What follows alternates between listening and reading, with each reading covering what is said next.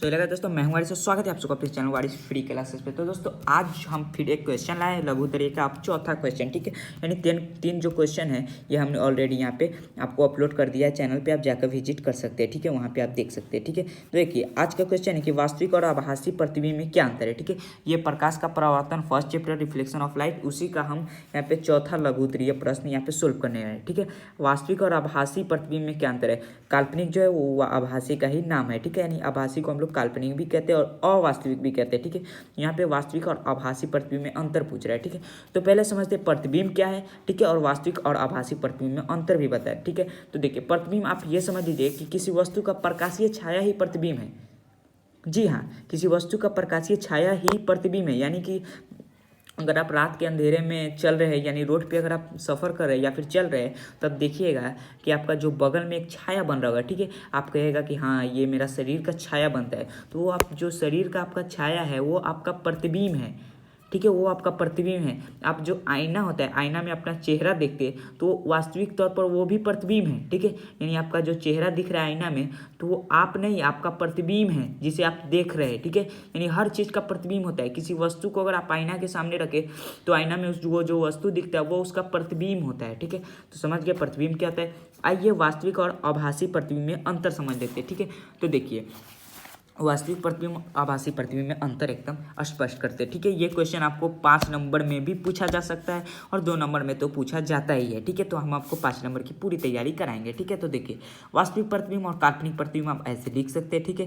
या फिर आप वास्तविक प्रतिबिंब का लिख सकते हैं और काल्पनिक प्रतिबिंब का अलग भी लिख सकते हैं, लेकिन हमारा मानिए तो वास्तविक प्रतिबिंब एक तरफ लिखिए और काल्पनिक प्रतिबिंब एक तरफ, और यहाँ पे आप यहाँ पे अंतर लिख दीजिए, ठीक है। और बीच में एक लाइन ड्रॉ कर दीजिएगा, और हाँ एक और लाइन यहाँ पे ड्रॉ कर दीजिएगा। ये देखिए यहाँ से लेकर आप यहाँ तक पूरा ड्रॉ कर दीजिएगा। यहाँ पे अब एक लाइन छूट गया, ठीक है। तो देखिए पहले समझते हैं वास्तविक प्रतिबिंब। तो वास्तविक प्रतिबिंब का पहला अंतर ये है कि इसमें किरण पुंज अभिसरित होती है, यानी केंद्रित होती है, ठीक है। वास्तविक प्रतिबिंब में क्या होता है, किरण पुंज केंद्रित होती है। अब आप क्या किरण पुंज क्या है, तो किरणों प्रकाश स्रोत से निकलने वाली किरणों के समूह को किरण पुंज कहते हैं। इसका हम लोग एक सेकेंड अपसारी समांतर अभिसारी किरण पुंज जो हम क्वेश्चन सोल्व कराए उसमें हम इसका पूरा डिटेल बता चुके हैं, ठीक है। तो आप चैनल पर विजिट कीजिए, आपको ईजिली मिल जाएगा, ठीक है।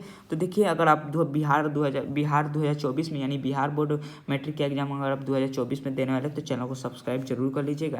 यहाँ पे बहुत मोस्ट वीवीआई क्वेश्चन आपको बताए जा रहे हैं, और यहाँ पे क्वेश्चन बैंक भी 2011 से 2023 तक या फिर 22 तक आपको पूरा सोल्व कराया जाएगा, ठीक है। तो देखिए तो पहला इसमें किरण पुंज अभिसरित या केंद्रित होते हैं, वहीं काल्पनिक प्रतिबिंब में इसमें किरण पुंज अपसरित होती है, यानी फैलती है, ठीक है। अभिसरित होता है केंद्रित और अपसारित होता है फैलती, ठीक है, यानी फैलना। तो आप ये भी लिख सकते हैं कि इसमें किरण पुंज केंद्रित होती है, इसमें किरण पुंज फैलती है, ठीक है। ये हमारा पहला अंतर हुआ, ठीक है। सेकेंड अंतर क्या है, यह वस्तु की अपेक्षा उल्टा होता है, ठीक है। यानी वास्तविक प्रतिबिंब जो होता है वो ऐसे होता है, देखिए ये हो गया, यहाँ पे देखिए ये हो गया वास्तविक प्रतिबिंब, ठीक है। और ये वस्तु ऐसे होता है, ठीक है, वस्तु ऐसे होता है और ये वास्तविक प्रतिबिंब है, ठीक है। ये वस्तु की अपेक्षा उल्टा होता है। वहीं पे काल्पनिक प्रतिबिंब सेम ऐसा ही होगा, लेकिन वो खंडित रेखाओं में होगा। देखिए ये जो हो गया ये हो गया काल्पनिक प्रतिबिंब, ठीक है। तो वास्तविक प्रतिबिंब वस्तु की अपेक्षा उल्टा या फिर विपरीत होता है, और यह वस्तु की अपेक्षा सीधा होता है, ठीक है। वास्तविक प्रतिबिंब को इसे पर्दे पर प्राप्त किया जा सकता है, ठीक है, इसे पर्दे पर प्राप्त किया जा सकता है। यहाँ पे समझिए जो आप सिनेमा हॉल में जो मूवीज़ देखते हैं वो असल में वो जो मूवी होता है वो वास्तविक प्रतिबिंब का ही देना है, ठीक है। यानी उस मूवी में जितने भी पूरे मूवीज़ में जितने भी वीडियो वगैरह होते हैं वो पूरा वीडियो में वास्तविक प्रतिबिंब होता है, जिसे पर्दे पर हम लोग प्राप्त करके देखते हैं, ठीक है। वहीं पर काल्पनिक प्रतिबिंब को पर्दे पर प्राप्त नहीं किया जा सकता है, ठीक है। तो देखिए 3 अंतर यहाँ पे बता दिए। आगे है तो वास्तविक प्रतिबिंब का आवर्धन ऋणात्मक होता है, ठीक है। आवर्धन क्या होता है, तो देखिए वास्तविक प्रतिबिंब का आवर्धन आपको नेक्स्ट वीडियो में हम आपको बता देंगे, ठीक है। आप यहाँ पे समझ लीजिए इसका आवर्धन ऋणात्मक होता है, और काल्पनिक प्रतिबिंब का आवर्धन घनात्मक होता है, ठीक है।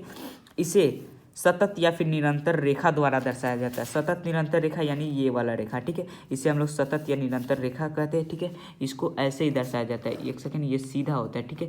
ये देखिए यहाँ पे इसे सतत या फिर निरंतर रेखा द्वारा दर्शाया जाता है।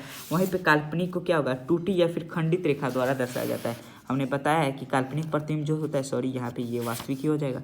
काल्पनिक प्रतिबिंब जो होता है ये, एक सेकेंड यार, यहाँ पे टूटा खंडित होता है, ठीक है, इसे रखा जाता है, दर्शाया जाता है टूटी खंडित। और हाँ ये सॉरी यहाँ पे आपको जो वास्तविक प्रतिबिंब होता है वो ऐसा सतत रेखा द्वारा दर्शाया जाता है, लेकिन ये तो ऊपर तीर दिया, लेकिन नहीं, वास्तविक प्रतिबिंब नीचे होता है, ठीक है।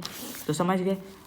तो देखिए वास्तविक प्रतिबिंब में सतत निरंतर रेखा द्वारा दर्शाया जाता है, वहीं पे काल्पनिक प्रतिबिंब को टूटी या फिर खंडित रेखा द्वारा दर्शाया जाता है। ठीक है, आइए कुछ और हम इसके बारे में जान लेते हैं। ठीक है, 5 नंबर में पूछ दे तो आप 6, 7 या फिर 10 आप लिख सकते हैं, जिससे आपको 5 नंबर एकदम पूरा मिल जाएगा। ठीक है, इसके आगे देखें तो यह 2 किरणों से वास्तविक कटान से बनता है। वास्तविक प्रतिबिंब तो वास्तविक कटान से ही बनेगा, और काल्पनिक प्रतिबिंब तो यह 2 किरणों से काल्पनिक कटान से बनता है। और ये यूज कहाँ होता है, यानी किसमें कौन दर्पण में कौन सा प्रतिबिंब बनता है और कौन लेंस में कौन सा प्रतिबिंब बनता है वो भी जान लीजिए। तो वास्तविक प्रतिबिंब जो होता है वो अवतल दर्पण एवं उत्तल लेंस में बनता है। अवतल दर्पण यहाँ पे देखिए, अवतल दर्पण और उत्तल लेंस में बनता है। ठीक है, लेकिन यह उत्तल दर्पण, समतल दर्पण, उत्तल लेंस, अवतल लेंस में बनता है।